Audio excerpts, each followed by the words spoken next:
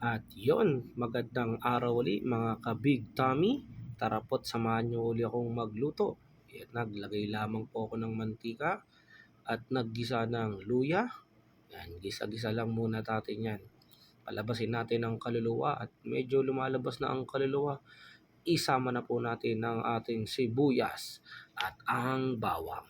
At yun po, halu-haluin lamang po natin ang bahagya at pagkalipas ng ilang minuto, isama na po natin ang ating napakaraming tomato. Alright, let's go. Okay, halo-halo lamang po uli natin to kaibigan. At yun po, isaluin lang po natin, palabasin natin ang kaluluwa nito at isama na po natin ang sili. Ganyan po ako magluto. Tinasama ko na po talaga ang sili sa gisa para lumbas ang aroma nito.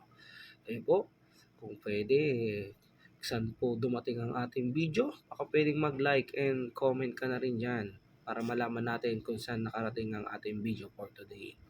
Yun po, ayun, nilagay ko na po ang ating salmon belly. Ayun, sa mga mukhang alam nyo na kung anong ating lulutuin. Siyempre, nakalagay ito sa caption. Yun po, ihalo lamang po natin ang salmon belly natin. At yan, haluin lamang po natin ng sakto lang at dahan-dahan dahil maliit ang ating lutuan.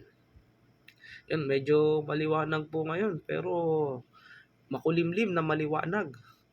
Ayan po, nilagyan ko lamang po ng 2 takip ng patis upang pampalasa na rin. Okay?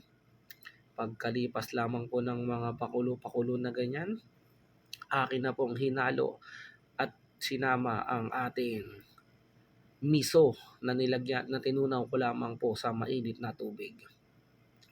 At yan po, pagkalipas ng mga ilang minuto, heto na ang ating isda at hahaluan ko na po ng Knorr sinigang mix miso flavor. At tama nga po, sinigang sa miso ang ating ulam for today. Saktong-sakto sa maulan na panahon.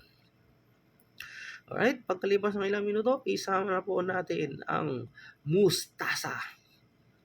Ayan po. Pagkalipas lamang po ng ilang minuto, ang mustasang ito ay malulusaw na at lalambot na siya. Ayan po. Okay? Yan, lubog lamang po natin siya ng bahagya. Lubog-lubog lamang po natin mga ka-Big Tommy.